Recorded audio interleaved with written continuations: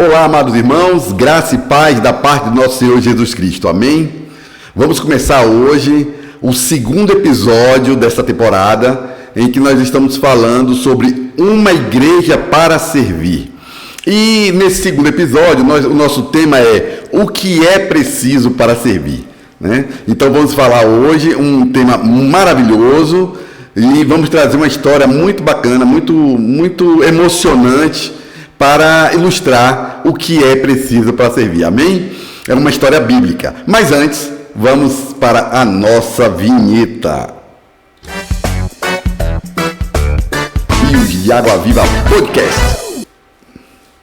Vamos lá, vamos começar o nosso podcast de hoje. Hoje nós vamos falar sobre, dando continuidade, como eu já falei, deixa eu me ajeitar aqui, vamos dar continuidade no nosso tema dessa temporada, que é uma igreja para servir. E nesse tema de hoje, o subtópico de hoje é o que é preciso para servir, né? E para a gente exemplificar esse assunto, nós vamos trazer uma história bíblica, que é a história de Ageu. Nessa história de Ageu, nós vamos ver que é preciso colocar Deus em primeiro lugar. Antes de eu entrar na história de Ageu, eu preparei aqui uma linha do tempo para a gente ficar aqui, se situar no tempo da história, né? Então nós vamos ver aí que o rei Ciro, ele foi responsável pela queda da Babilônia, e aí a partir de 538 a.C., o primeiro grupo de judeus começa a retornar a Jerusalém. Essa história você vai ver em Esdras, né? Do capítulo 1 ao 3. Ao 3 ali, 3 versículo 6. Você vai ver isso, e isso acontece ali em 538, 537 a.C., né? Então, o primeiro grupo de judeus que estava no exílio, então nós estamos falando de um período em que o povo está retornando do exílio, né? Eles foram exilados na Babilônia, a Babilônia cai nas mãos de Ciro e o povo começa a retornar. Então, vem o primeiro grupo de judeus começa a retornar a Jerusalém, nesse período, e é nesse período aí, entre 538 a.C. a 520 a.C., 18 anos depois, que entra Ageu nessa história, porque o povo, quando começa a retornar, eles retornam com a incumbência de reconstruir o templo. E quando eles foram liberados para reconstruir o templo, foi dado a eles todas as condições para que eles pudessem reconstruir o templo, para que eles tivessem recursos financeiros e para se manter, para reconstruir o templo, né? Então eles vieram com essa incumbência de reconstruir o templo e com recursos necessários para reconstruir o templo. Essa história está em Esdras. Eu não vou me ater muito nos detalhes da história de Esdras. Nós vamos nos ater aos sermões de Ageu, né? E o fato é que esse povo, isso está em Esdras, começa a reconstruir o templo, coloca a pedra fundamental, coloca os alicerces ali, os pilares do templo, mas ocorre uma série de situações, os inimigos mandam carta para que parasse ali a obra, e o próprio povo começa a deixar a construção do templo para segundo plano, dando prioridade a outras coisas, a colheita, dando prioridade a construção das suas próprias casas, e aí é que entra Ageu, né? Então vamos falar um pouco sobre Ageu. Ageu, ele é um profeta menor, tem um livro bem pequeno, acho que é o penúltimo livro do Antigo Testamento, ele vem antes de Zacarias ali, e é um livro que tem apenas 2 capítulos, é um livro muito pequeno, mas tem algumas coisas bem interessantes com relação ao livro de Ageu. Primeiro, que é muito interessante, é que antes de cada sermão de Ageu, tem a data bem precisa do dia em que ele fez aquele sermão, né? Então, sempre começa definindo a data. em que ele fez o sermão. Isso é bem interessante porque é bem preciso, né? Nem sempre na Bíblia essas datas são precisas, e no caso do livro de Ageu é muito preciso mesmo. A segunda coisa que a gente vai ver aí, que é interessante no livro de Ageu, é que Ageu foi um profeta que ele foi prontamente atendido pelo povo de Israel, pelos judeus, e que era uma tônica, vamos dizer assim, os profetas estarem falando e o povo não atendendo, mas não, neste caso, no caso de Ageu, ele foi prontamente atendido, né? E aí ele fez 4 sermões. Deixa eu dar uma olhada aqui, se tem mais alguma coisa interessante. Esse profeta, ele fez um sermão direto a Zorobabel, né, que era o governador de Judá, e a Josadaque, que era o sumo sacerdote, e foi prontamente atendido por todo o povo. O primeiro sermão que ele fez foi exortando o povo a reedificar o templo. Então, Ageu chega ali a Zorobabel, que era o governador, chega ali para o sumo sacerdote e começa a falar que o povo tinha desviado, vamos dizer assim, o objetivo, que era atender à vontade de Deus, de erguer o templo, né? E começaram a sair dos caminhos de Deus, começaram a tocar seus próprios, vamos dizer assim, seus próprios objetivos. E Deus, e o que é interessante, que Ageu fala, olha, e não tem prosperado. Deus não tem deixado prosperar. Vocês chegaram aqui numa terra que estava destruída, né? Quando saíram, era uma terra altamente arborizada, chegaram aqui, estava tudo deserto, era uma terra fértil, agora não é mais terra fértil, e começaram a mexer com as obras, suas próprias obras, começaram a mexer com suas próprias plantações, e Deus fez soprar tempestade, fez fazer seca, e vocês não têm colhido o suficiente para o sustento. Por quê? Porque vocês estão se desviando dos objetivos de Deus. Então ele exorta o povo a reedificar o templo. Vocês vieram aqui para reedificar o templo, é hora de reedificar o templo, né? Então, eles começaram, é interessante nesse primeiro sermão, é que ele fala, olha, vocês começaram, vocês colocaram a pedra fundamental, os pilares, e largaram de lado, não levantaram as paredes. E aí, o povo prontamente atende e começa a obra, coisa de 24 dias depois, já começam a obra e começam a tocar a obra da construção do templo, né? E aí, logo depois, quase que um mês depois, um pouco antes de um mês depois, Ageu volta com o seu segundo sermão, falando sobre a glória do segundo templo. É interessante que ele fala, olha, alguns de vocês viram, e interessante que a gente vê no livro de Esdras, que quando eles estão erguendo o templo, os sacerdotes mais antigos, quando viram os novos pilares sendo colocados, né, sendo substituídos os pilares antigos pelos novos, eles começaram a chorar, e o povo começou a cantar de alegria, e a barulheira era muito grande, né? E a gente vê ali um misto de emoções diferentes, os antigos que conheciam o primeiro templo chorando, né? E os novos se alegrando com a possibilidade de erguer um novo templo. E o que é interessante é que no segundo sermão, Ageu vem falar sobre a glória do segundo templo. Ele diz assim, olha, vocês viram a glória do primeiro templo, qual tamanha foi, quão grande foi, pois a glória do segundo templo será muito maior, né? Muito maior. Então ele vem com o segundo sermão falando da glória do segundo templo. E é interessante, nós vamos ver mais na frente, que esse sermão de Ageu está se referindo ao Messias que viria, né? E nós vamos ver isso aqui com um pouco mais de detalhes, de uma forma bem interessante.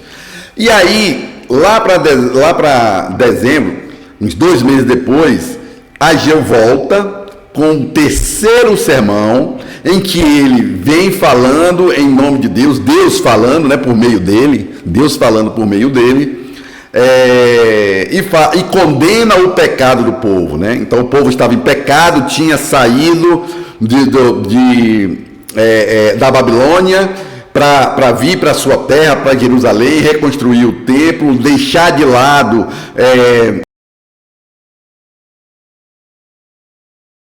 a cultura daquele lugar, a cultura estrangeira, deixar de lado o culto a outros deuses, mas chegou lá e eles continuaram tudo do mesmo jeito, né? Então, até que Ageu entra, exorta o povo a reedificar o templo, fala sobre a glória do segundo templo, e aí no terceiro sermão, o templo está construído, Deus condena o pecado do povo, fala, olha, vocês fizeram isso, começa a enumerar o pecado do povo e promete abençoar o povo, né? E nesse mesmo dia, Ageu faz um novo sermão agora a Zorobabel, em que ele diz que Deus o coloca e o escolheu como servo para governar em seu nome e que ele abalará todas as nações. Também um sermão que nos remete ao Messias, né? Nos remete ao Messias, aquele que virá e que todo poder será dado a ele, né? E que ele reinará, né?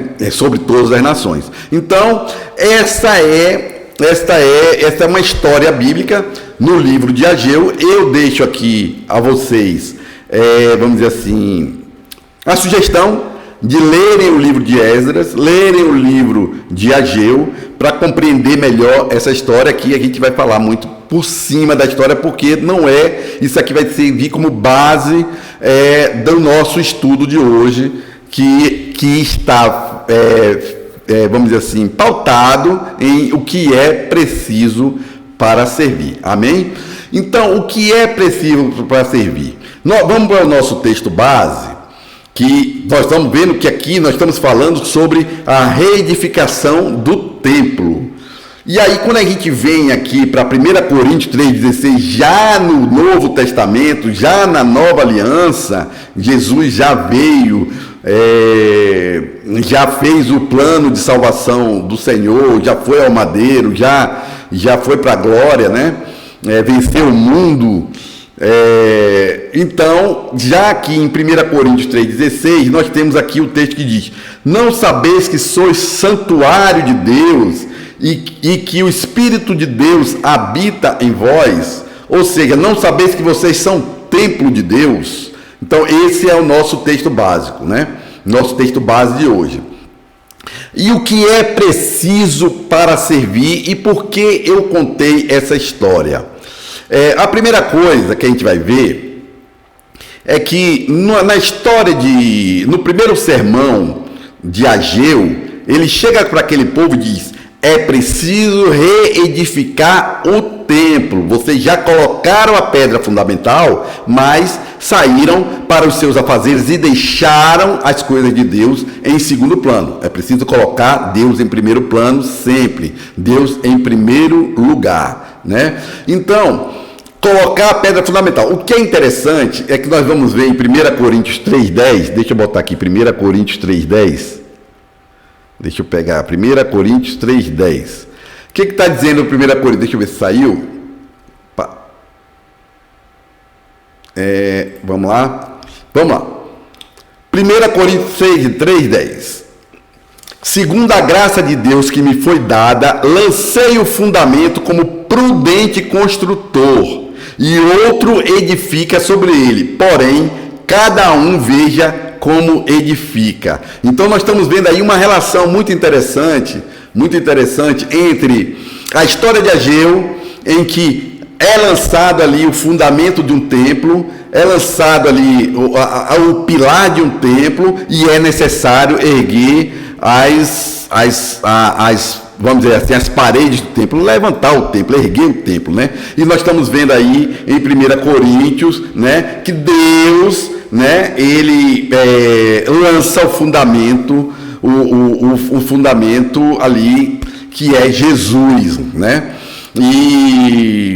E os apóstolos, os pregadores, eles por meio da palavra de Deus, eles vão lançando o fundamento que é Cristo Jesus. Então a primeira coisa que é preciso para servir, que nós vamos ver no sermão de Ageu, é que é preciso colocar a pedra fundamental, que é nutrir a fé na salvação em Cristo Jesus. Aleluia. Glória a Deus, Deus seja louvado, né? E a segunda coisa que nós vimos agora em 1 Coríntios 3:10 é que é preciso edificar sobre essa pedra. Então, nós, como templo do Espírito Santo, estamos firmados na rocha que é Jesus. E é preciso erguer esse templo, aperfeiçoar esse templo que somos nós, né? Em cima desta pedra, em cima deste fundamento, que é Cristo Jesus. Amém?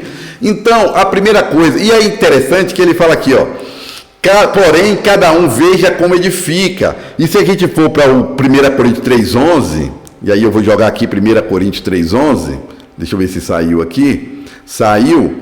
Ele fala assim, porque ninguém pode lançar outro fundamento além do que foi posto, o qual é Jesus Cristo, né? Então, olha só, para nós que somos cristãos, para o nosso templo, o nosso pilar é Cristo Jesus. A pedra fundamental é a salvação em Cristo Jesus. E a partir daí, nós temos que erguer o nosso templo. Nós não podemos colocar outro fundamento em cima dessa pedra, ou em substituição dessa pedra. O que isso nos diz? Que nós precisamos ter cuidado com os modismos e os falsos profetas. É muito comum hoje em dia ter muita informação, e muita informação que não é bíblica. Muita informação que não tem relação, modismos. As igrejas começam a buscar, vamos dizer assim,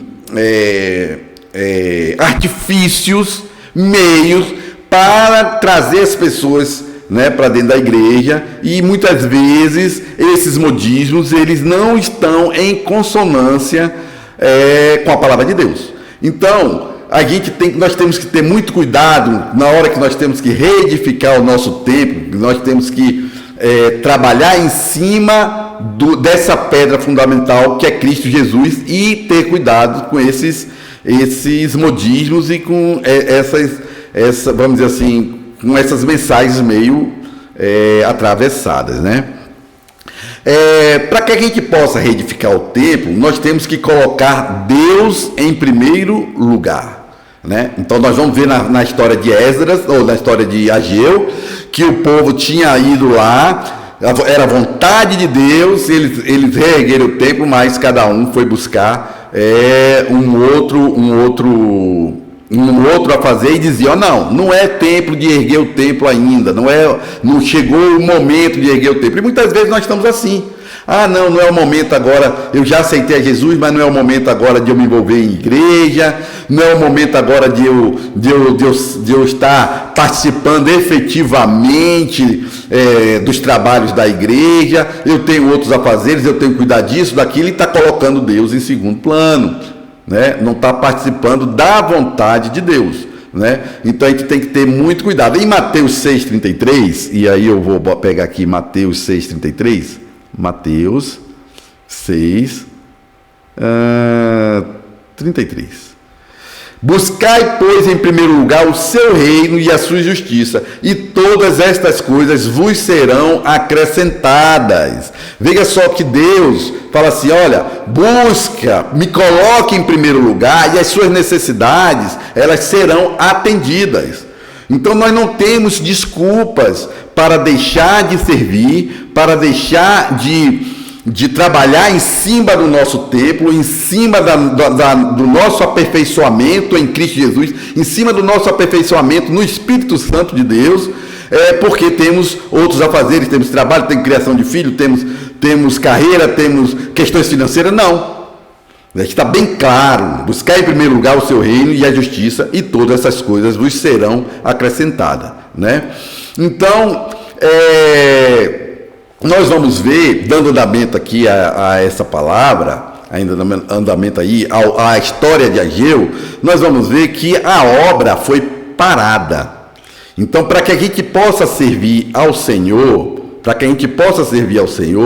nós não podemos parar a obra de Deus. Naquele momento que Ageu chegou para dar o seu primeiro sermão, a obra tinha sido interrompida, né? Então, e por que foi interrompida? Então você vai ver lá na história de Esdras que houve ali uma intervenção de terceiros, querendo atrapalhar o trabalho, mas também na história de Ageu nós vamos ver que eles colocaram outras prioridades à frente da reconstrução do templo, né? Ou seja, eles começaram a atender a sua própria vontade e não a vontade de Deus. Colocaram a sua própria vontade à frente da vontade de Deus. E nós estamos falando de servir. E quem serve é servo, né? Deus nos chamou para servos, para ser seu servo. Então, aquele que serve não pode servir a dois senhores. Aí você pode dizer assim, não, mas eu não tenho dois senhores. Tem, porque quando você se coloca como senhor da sua vida, quando você coloca as suas necessidades à frente da vontade de Deus, você não vai conseguir balizar isso. Então nós vamos ver isso aqui em Mateus 6:24. Mateus 6:24. O que diz Mateus 6:24? Ninguém pode servir a dois senhores, porque ou há de aborrecer-se de um e amar ao outro, ou se devotará a um e desprezará o outro, né? Então veja só, quando nós colocamos quando nós colocamos as nossas necessidades, as nossas vontades, vamos dizer assim, as nossas vontades à frente da vontade do Senhor, nós estamos tentando servir a dois senhores. Nós nos colocamos como Senhor da nossa vida e estamos nos servindo. E estamos de vez em quando tentando atender a vontade de Deus, servindo ao Deus, e não dá, é impossível. E aí a gente remete a 6:33 que nós já falamos, que Deus fala, buscai primeiro Deus em primeiro lugar e todas as coisas serão acrescentadas, né? Então, para que a gente possa servir a Deus, nós não podemos parar a obra, e para não parar a obra, nós temos que servir a Deus, colocar a nossa vida nas mãos de Deus, né? Esse é o ponto. A outra coisa que nós precisamos fazer para não parar a obra é manter-se na vontade de Deus e não na nossa vontade. São coisas diferentes. Uma coisa é você colocar Deus em primeiro lugar, você tirar Deus do primeiro lugar. Outra coisa é você manter-se na vontade de Deus. Que foi o que aconteceu. Eles chegaram lá, colocaram os pilares, né, do templo e depois dispersaram no objetivo, né? Então, uma coisa você tem que servir a Deus e manter-se na vontade de Deus. Para que a gente possa ver esse fato, nós vamos ver Gálatas 3:3. Aqui, ó. Gálatas 3:3. O que diz Gálatas 3:3? Sois assim insensatos que, tendo começado no Espírito, estejais agora vos aperfeiçoando na carne? Veja bem, isso aqui é uma pergunta.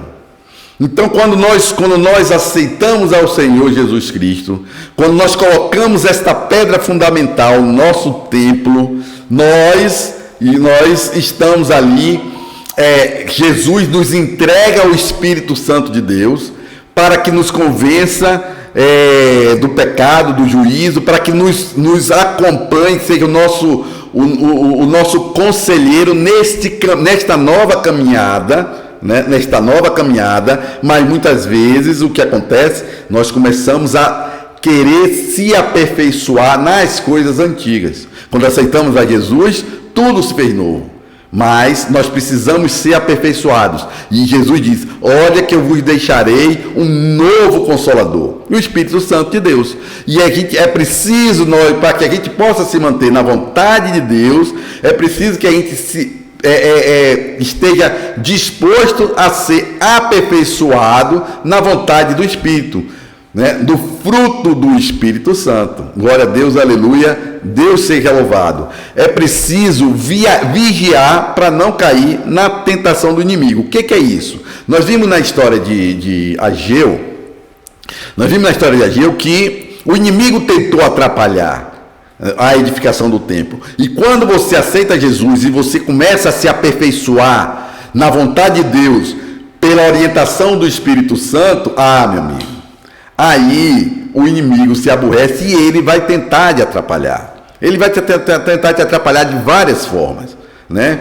Pode ser através de conselho de amigos, uma situação que acontece, situações que vão surgindo nessa caminhada em que você está aperfeiçoando, erguendo o seu templo, se aperfeiçoando no Espírito Santo de Deus, em que você está servindo ao Senhor, né? Servir ao Senhor, quando você está servindo ao Senhor, você está aperfeiçoando o seu templo, você está sendo aperfeiçoado pelo Espírito e vice-versa. Nós vamos ver isso logo aqui na frente, né? Em 1 Pedro 5,8, vamos lá, 1 Pedro 5:8. O que diz 1 Pedro 5:8? Sede sóbrios e vigilantes. O diabo, vosso adversário, anda em derredor como leão que ruge procurando alguém para devorar. Então, veja só, é preciso ser vigilante. Vigiar para não cair na tentação do inimigo. É preciso que nós mantenhamos na vontade do Senhor, para que a gente não pare a obra, para que a gente continue servindo ao Senhor, para que a gente seja aperfeiçoado pelo Espírito Santo de Deus. Então, isso tudo que nós vimos hoje, até agora, que é o que é preciso para servir, nós vimos até agora o primeiro sermão de Ageu, em que ele fala, em que ele exorta a reedificar o templo. Então, para que a gente possa servir ao Senhor, a primeira coisa que nós precisamos fazer é reedificar o templo. Nós vimos isso de forma lúdica na história de Ageu, né? De forma prática também na história de Ageu, e nós estamos vendo esses conselhos em passagens no Novo Testamento, na Nova Aliança. Amém? E agora nós vamos passar para o segundo sermão de Ageu. O que o segundo sermão de Ageu fala? O segundo sermão de Ageu fala sobre a glória do segundo templo, né? Então, o segundo sermão de Ageu, ele começa a falar da glória do segundo templo. E quando eu estava falando sobre essa passagem em que esse sermão de Ageu, que ele fala da glória do segundo templo, eu falo que isso é uma alusão à nova aliança, a nova aliança em Cristo Jesus. E o que é preciso que para a gente sirva a Jesus? É reconhecer a glória da salvação. Quando a gente falou no primeiro sermão, a gente falou que é nutrir a fé na salvação em Cristo Jesus, colocar a pedra fundamental. Agora nós estamos falando sobre reconhecer a glória da salvação. São coisas diferentes, né? Muita gente se diz salvo, entende que é salvo por Cristo Jesus, mas não consegue compreender a glória da salvação, né? A glória da salvação. E qual é o tamanho dessa salvação? O quanto você é glorificado nesta salvação, né? E aí a gente vai ver que a glória do primeiro templo, ela estava baseada na lei, era a glória da lei. E a glória do segundo templo, ela é baseada no Espírito, é a glória do Espírito. Vamos ver isso em 2 Coríntios 3, de 9 a 11. Vamos botar isso aqui, que aí vai ser bem bacana a gente ver sobre isso, por essa passagem. 2 Coríntios 3, eu vou botar 3 versículos, de 9 a 11. Né? Deixa eu ver se pegou. 2 Coríntios 3, de 9 a 11. Deixa eu pegar aqui. Entrou. Então, a gente vai ver em 2 Coríntios 3, de 9 a 11, que diz assim: porque se o ministério da condenação foi glória, em muito maior proporção será glorioso o ministério da justiça. Porquanto, na verdade, o que outrora foi glorificado neste respeito já não resplandece diante da atual sobre excelente glória. Porque se o que desvenanceia teve sua glória, muito mais glória tem o que é permanente. Eu vou ver se eu pego uma outra, vamos dizer assim, uma outra versão.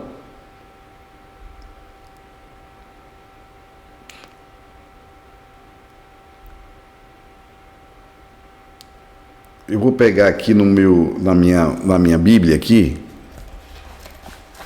2 Coríntios 3, 11, né? 9 a 11. Vamos lá.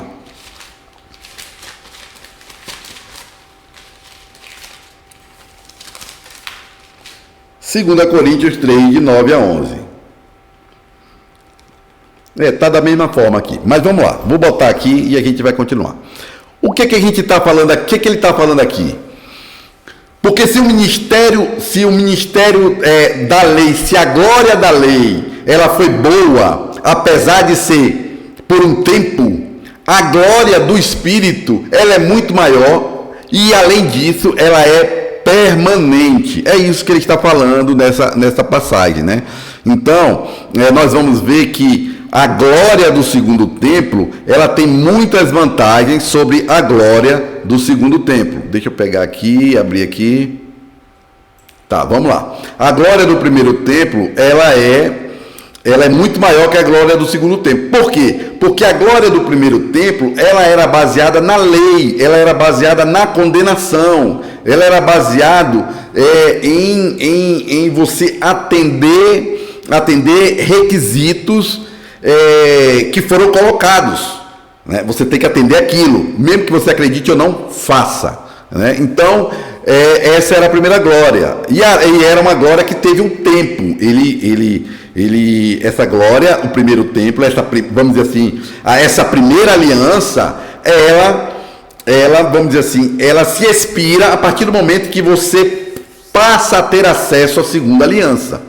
Já a segunda aliança, a nova glória, a glória no Espírito, o que ela nos traz? Ela nos traz a vida eterna. Olha a glória. Olha o tamanho dessa glória. Olha a glória da nova aliança, a glória do segundo templo. Nós somos adotados por filho de Deus. Deixamos de ser criatura e passamos a ser filhos de Deus. E passamos a ser co-herdeiros de Deus, né? Passamos a ser co-herdeiro de Deus em Cristo Jesus. Olha o tamanho da glória da salvação. Reconhecer a glória da salvação. E quando você reconhece que você tem vida eterna, que você é feito filho de Deus e faz parte da herança de Deus em Cristo Jesus, isso lhe dá uma motivação diferente para servir a Deus.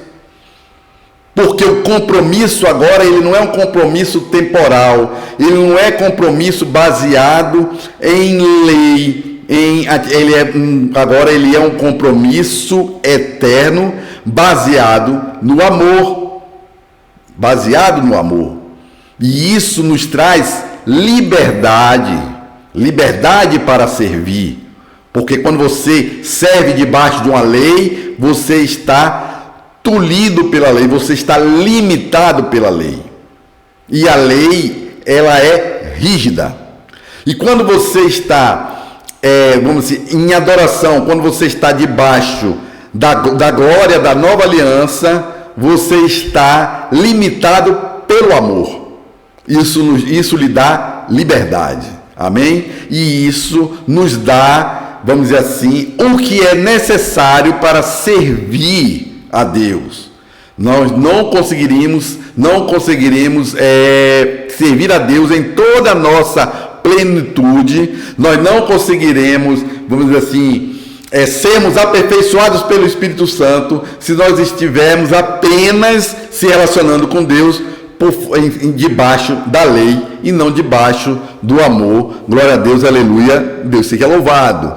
Então o segundo sermão de Ageu, que fala sobre a glória do segundo templo, nos traz para a glória da nova aliança e nos faz ver o quanto Deus foi foi misericordioso e amoroso para conosco. Amém?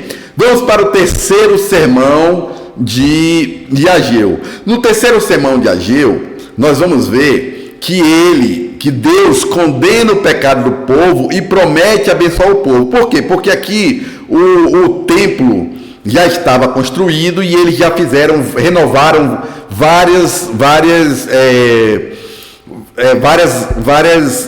vamos dizer, compromissos com Deus, né? Então, Ageu vem ao povo, né, para falar do pecado do povo, trazer o pecado do povo, dizer que Deus condena aquele comportamento, mas que como eles mudaram de comportamento, ele está trazendo ali bênçãos para aquele povo. E quando a gente vê um comportamento ruim diante de Deus, um comportamento errado diante de Deus, e a gente vê que há mudança de comportamento e bênção de Deus, e isso eu chamo de arrependimento, né? Então o que houve ali foi um arrependimento.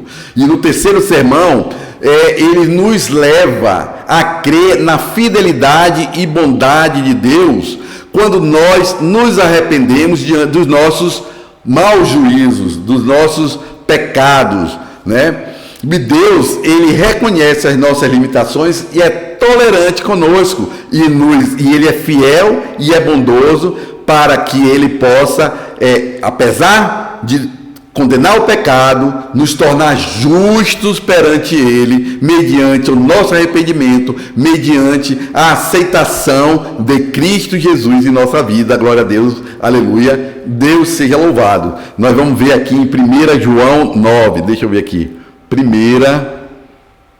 João 9, deixa eu ver se entrou aqui, 1 João 9, aqui está 9, 10, eu vou pegar só um. Tá, vai lá. Volta aqui. 1 João 9. Isso.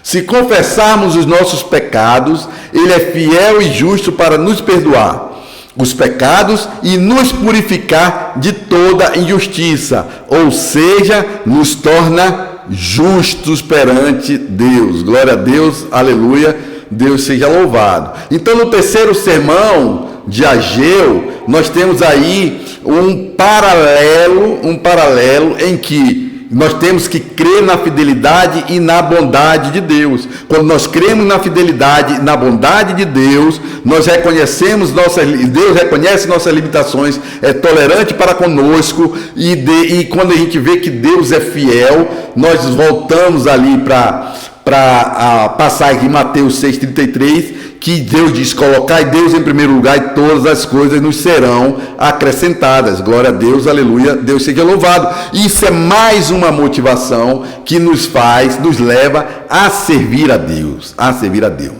Então, a gente vai aí agora para o quarto sermão de Ageu. No quarto sermão de Ageu, não sei se eu já tinha falado sobre esse quarto sermão, que é no mesmo dia em que ele faz o sermão para o povo, ele faz o sermão para Zorobabel, que era ali o governador de Judá. E ele fala que ele o escolheu como servo para governar em seu nome e que ele abalaria todas as nações, né? Então, o que esse sermão de Ageu nos mostra? Vamos dizer assim, o que ele está projetando de futuro e que hoje para a gente é passado, né? Que Deus promete abalar todas as nações e colocar um rei invencível sobre todas elas. Então nós temos que crer no poder de Jesus e na sua presença, ajudando-os na execução do serviço. Ou seja, ali ele está dizendo: olha, eu colocarei o Messias, né? Eu colocarei o Messias. Vamos ver no Novo Testamento uma passagem que fala sobre isso. 1 João 1:9. É 1:9? Eu já li isso aqui? Não é 1 João 1:9 não. Vamos lá.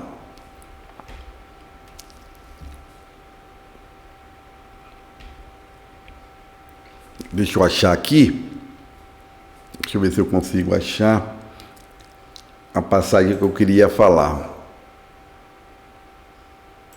Eu acho que está em Mateus.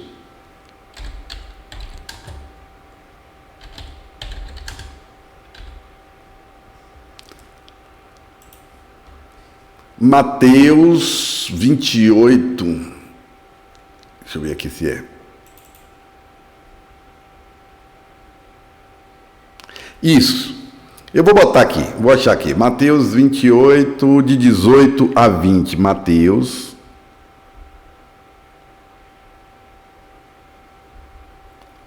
28. Vou botar 3 versículos.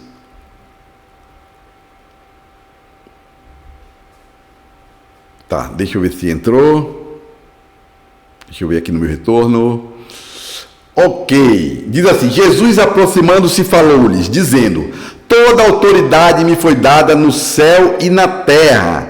Ide, portanto, fazei discípulos a todas as nações, batizando em nome do Pai, do Filho e do Espírito Santo, ensinando-os a guardar todas as coisas que vos tenho ordenado. Eis que estou convosco todos os dias, até a consumação do século. Olha só que nessa passagem, ele fala assim, ó: todo poder me foi dado no céu e na terra. Todo poder me foi dado. Ou seja, Deus coloca Jesus como um rei invencível sobre todas as coisas. Deus coloca Jesus como um rei em que todo joelho se dobrará. Em que todo joelho se dobrará. E nós temos que crer nesse poder. Por quê? Porque ele fala assim, ó, nessa mesma passagem em que Deus promete, em que Deus dá todo o poder a Jesus, nos céus e na terra, Jesus nos chama para o serviço.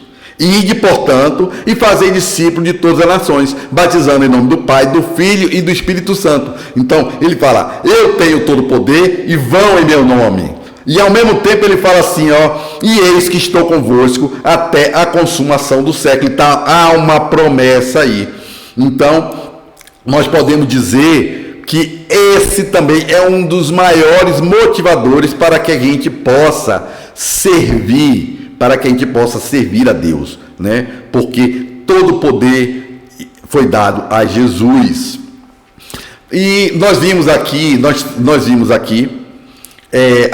uma história bíblica, a história de Ageu, que fala aí sobre a reconstrução do templo, né? Que foi antes da reconstrução dos muros, depois ali com Neemias. Muita gente se confunde aí, né? E nós fizemos um paralelo vamos dizer assim, dos sermões de Ageu, que Deus fala por meio dele, e Deus, ele foi, e será. Deus não muda, ele é sempre o mesmo. Então, estas mensagens que Ageu passou àquele povo, elas são as mesmas mensagens que devem calar os nossos corações. E nós fizemos um paralelo dentro do Novo Testamento sobre o chamado que nós temos e sobre por que, vamos dizer assim, o que é preciso para servir, né? E o que é preciso para servir é reedificar o templo, reconhecer a glória do segundo templo, crer na fidelidade e na bondade de Deus, né? E crer no poder de Jesus e na sua presença, ajudando-nos na execução do serviço. Para concluir, você pode pensar: não, João, você está dizendo que para servir eu tenho que fazer tudo isso, eu tenho que estar puro. Não. Para servir você precisa colocar o alicerce, que é Cristo Jesus. Para servir a Deus, nós temos que ter Jesus no coração. Precisamos estar abertos aos conselhos do Espírito Santo, sermos humildes e estar aptos a sermos aperfeiçoados no decorrer do serviço e colocar sempre Deus em primeiro lugar da nossa disponibilidade, né? Então, para servir a Deus é uma questão cíclica, e nós vamos ver isso mais tarde em outro episódio. É cíclico. Nós edificamos o templo quando servimos a Deus. E quando nós edificamos o templo, nós servimos a Deus. Eu quero que você tenha uma semana abençoada. Que Deus abençoe poderosamente vocês nesta semana. Vamos orar para concluir esse episódio de hoje. Eu acredito que foi um episódio muito rico, muito que nos motiva a servir a Deus. E eu quero que você esteja motivado a estar indo na sua igreja, não só nos domingos, mas nos cultos de oração, no EBD, nos eventos que a igreja promove. As igrejas promovem ação social. Eu congrego na Igreja Batista do Lado Sul. É uma igreja que serve, é uma igreja que faz ações sociais, que está voltada tanto para o seu público interno como para as pessoas de fora, lançando a semente. E eu motivo você a estar participando de todos os eventos da igreja. Vamos orar.